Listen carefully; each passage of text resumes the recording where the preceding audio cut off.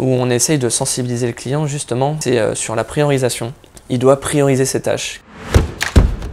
Team leader distribution.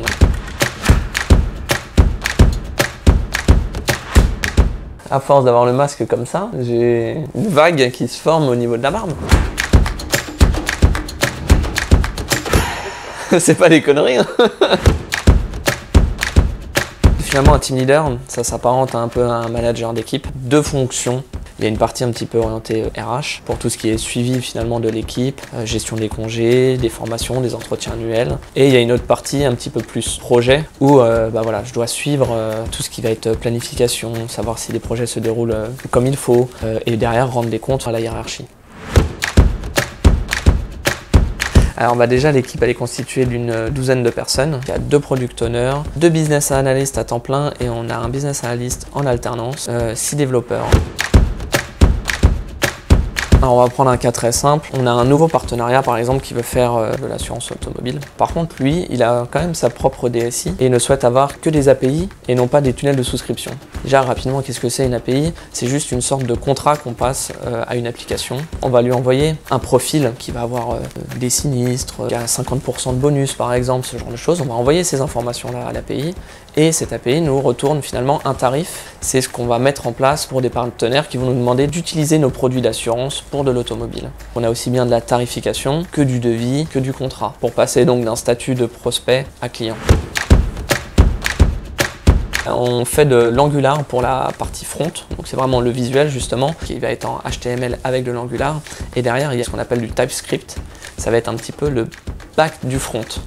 C'est vraiment comment on va faire interagir ces différents éléments de la page. Et derrière, on va dire, il y a vraiment le back, c'est là où on va chercher finalement les informations pour les remonter à l'application. Derrière, c'est du .NET C#.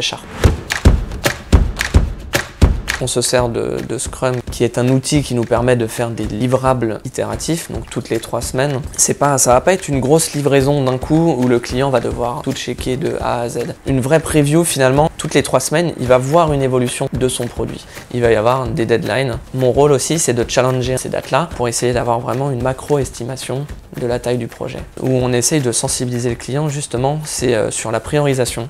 Il doit prioriser ses tâches. Et au fur et à mesure, peut-être qu'il va se rendre compte qu'il y a des tâches qu'il pensait prioritaires, qui le seront moins, et donc on va les mettre un petit peu plus tard. Ce qu'il faut qu'on ait, c'est finalement un produit fonctionnel très rapidement, qu'on va faire évoluer par petites briques au fur et à mesure. On est obligé que les développeurs aient plusieurs projets dans leur valise. À partir de là, voilà, on fixe des temps de travail.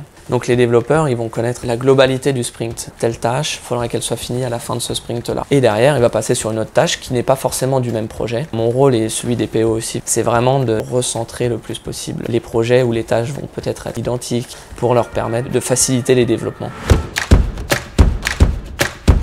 Déjà, moi, ce que j'adore à SureOne, c'est vraiment tout ce qui tourne autour de l'esprit d'équipe et toutes les valeurs humaines qu'il peut y avoir au niveau de la société. J'ai eu la chance de pouvoir recruter pratiquement l'intégralité des personnes de l'équipe et donc prendre des personnes qui correspondent à mes valeurs. Il y a une très très bonne alchimie au niveau de l'équipe autour d'un verre à l'extérieur et de parler de pas uniquement boulot finalement. Tout le monde s'entend bien, il n'y a pas de point bloquant finalement et s'il devait y en avoir, on en parle simplement, facilement. Cet esprit d'équipe qu'on peut avoir au niveau de la team distribution, c'est vraiment une chose dont je suis fier.